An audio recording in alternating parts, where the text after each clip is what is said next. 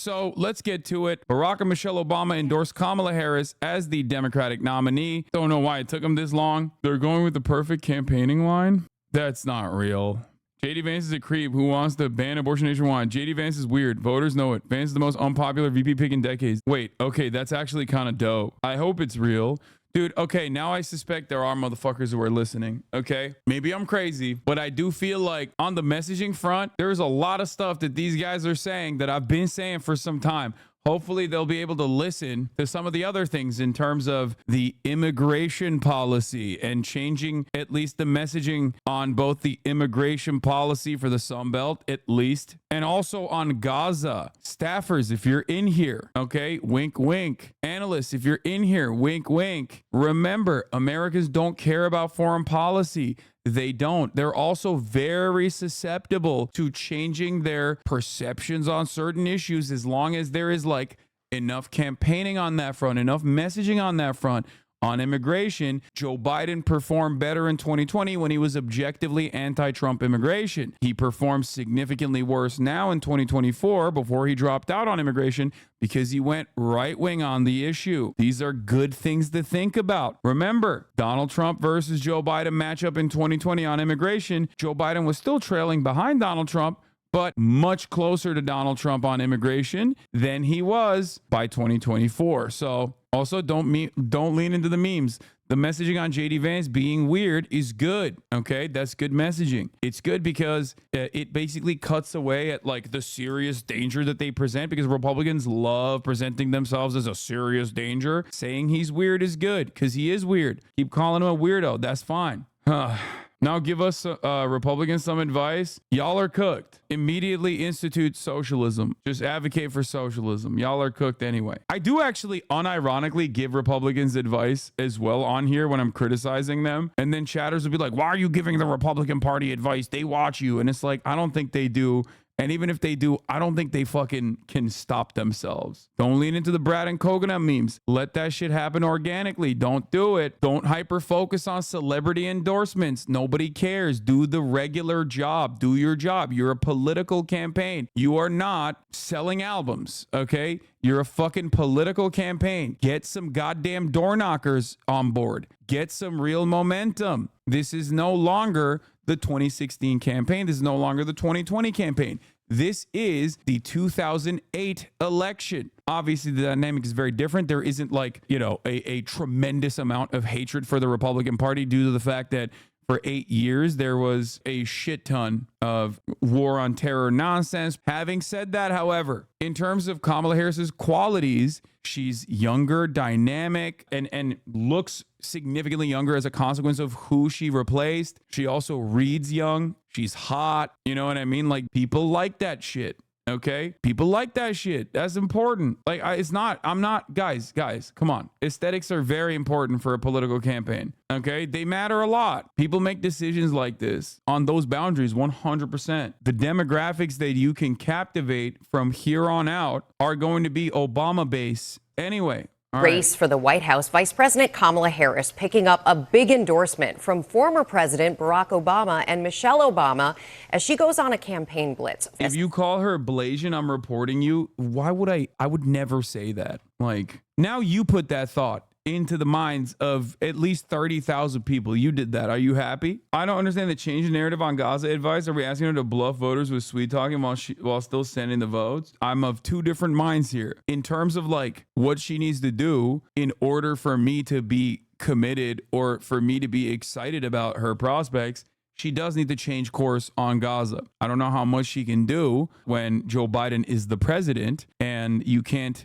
deviate away from this like arrogant, entitled man who probably thinks like the world owes him whatever the fuck he wants and is one of the most arrogant, entitled Zionists out there. The only thing she can do as Joe Biden's vice president while simultaneously running for president is basically messaging. On that front, she needs to deviate and maybe even try to make sure that Joe Biden doesn't fuck up the bag too much. Bro, Biden's stance on Gaza is not an outlier. Get real. I love that you are hitting both angles here. Like, are you actually riding with the Democrats now? Does endorsing genocide matter? Bro, Biden's stance on Gaza is not an outlier. Get real. Biden's stance on Gaza is demonstrably unpopular. You are delusional. If we're talking about the voter base, Biden is literally less popular than Trump on Gaza. One of the many benefits of not being president while Gaza is happening. What are you saying right now? The notion that, like, if you were to say people don't have Gaza as their top of mind issue, you would be correct. And I'm not making that argument at all. But Biden is an outlier on Gaza. Biden's dick riding of Israel on Gaza is literally an outlier in the Democratic Party, and it's certainly an outlier in the broader electorate. It is not represented by most people. The notion that he just keeps saying, like, oh yeah, there's going to be a two-state, but also, like, it's Hamas. Hamas is responsible for everything. It's Hamas, blah, blah, blah, blah, blah, blah, blah.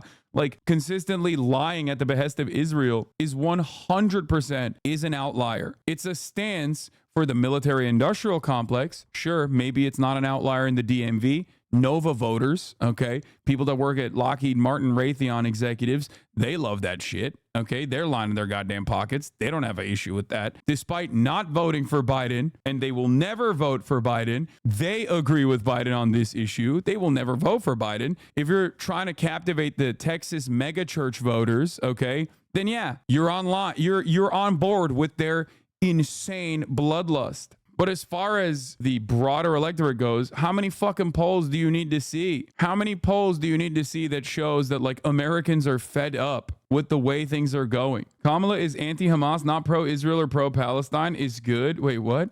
Dude, Hamas should not be a word that comes out of the mouths of any Democrats going forward from this point on. It is just totally bad optics. There is no reason to consistently talk like you are on the side of what Americans consider to be a terror group. Like, I'm not saying this as my own personal convictions, because Hamas and all matter of Palestinian resistance right now is on a defensive posture against a genocide, and therefore I do believe that they are on the right side, regardless of their domestic affairs, regardless of their overall worldview. They are currently engaging in an internationally lawful act in terms of defending these occupied territories from a belligerent occupier. That's not just my assessment of the situation. That is backed up by international law. Having said that, however, obviously, if you're running for the American presidency, you're not going to run around and be like, I love Hamas. Hamas is doing that. You're not going to say any of those things. But you shouldn't be talking about Hamas at all. You shouldn't, because it's a losing position. Don't associate Palestinian death and destruction with Hamas at all. One, because Israel is doing all of the death and destruction. It's not Hamas that's doing the death and destruction. And any invocation of Hamas, anytime you mention Hamas, you're just coming at this situation from a losing position when it's objectively unpopular. What Israel's doing is objectively unpopular. There is a partisan battle that you can fight in American domestic politics in terms of unconditional loyalty and support to Israel.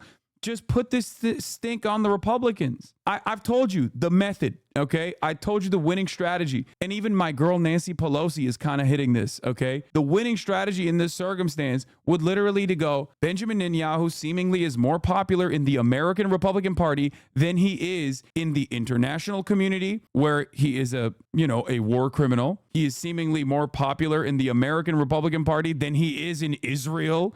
Like, there's only one group of people propping this motherfucker up, and it's the Republicans. Just say that. And that's true. Benjamin Netanyahu is objectively more popular with American Republicans, American Republican politicians, than he is in his own fucking country. Like, what are we doing here? Yeah, it's also obvious that he wants Trump to win. He wants Trump to win.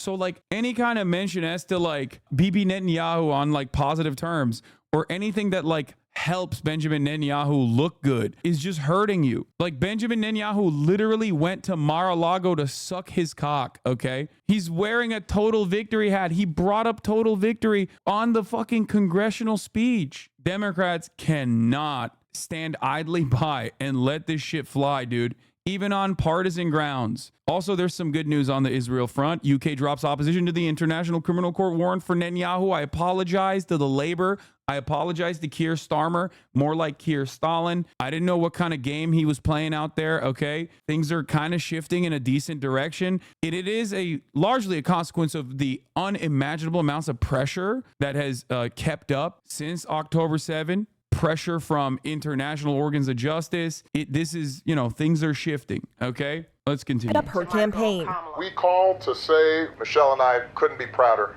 to endorse you and to do everything we can to get you through this election and into the Oval Office. They couldn't even get an Obama FaceTime. Guess the signal from the yacht was that bad. Yeah. Bring it on. And sharpening her attacks on Trump as an enemy of the middle class. Harris rallying one of the nation's largest teachers' unions in Houston, Texas. We want to ban assault weapons, and they want to ban books. We want to ban assault weapons. They want to ban books. Good line. It's a good line. It's easy to comprehend. It's easy to understand. It's a good line. Campaign ad featuring Beyonce's song Freedom. The freedom not just to get by, but get ahead.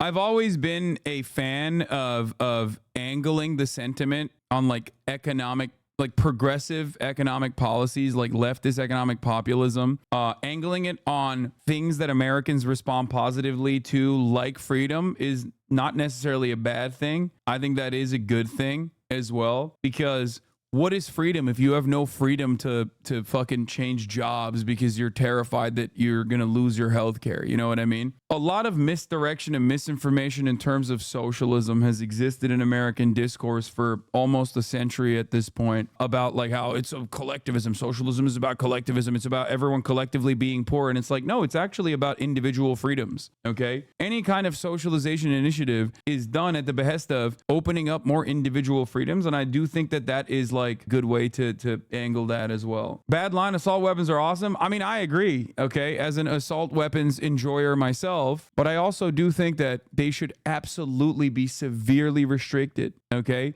Severely. I think the voters deserve to see the split screen that exists in this race on a debate stage. And so I'm ready. Let's go.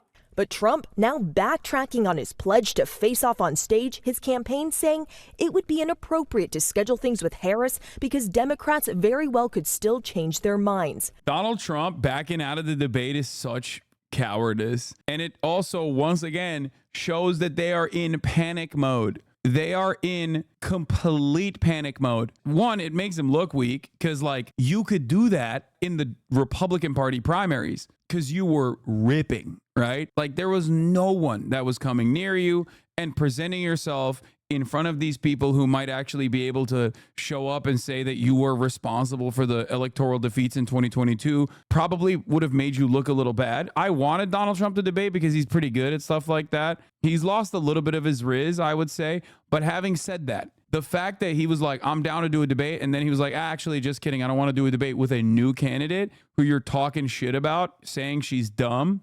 But yeah, I think that they're just in a state of such panic, like they don't know what to do. This isn't a strategic decision. This is a petty tantrum at losing their favorite punching bag. Yeah, exactly. Yeah, if she's a DEI hire who only got to her position by like having sex with people in power, then you should make short work of her. You can't be the god of discourse. You can't be the god of debates. You can't be this like charismatic, telegenic figure who's running away from debates. This isn't the fucking primaries where you're literally putting up fucking LeBron numbers over and over again. You're actually going up against a pretty fucking close opponent who is right out of the gates caught up to your polling numbers pretty quickly. Kamala Harris has already pledged to sign the PRO Act. By the way, that's pretty good. That's why Mark Kelly, that bitch who literally neutered the PRO Act, like who defeated the PRO Act inside the Democratic caucus, came out and was like, oh, just kidding, I would sign the PRO Act actually.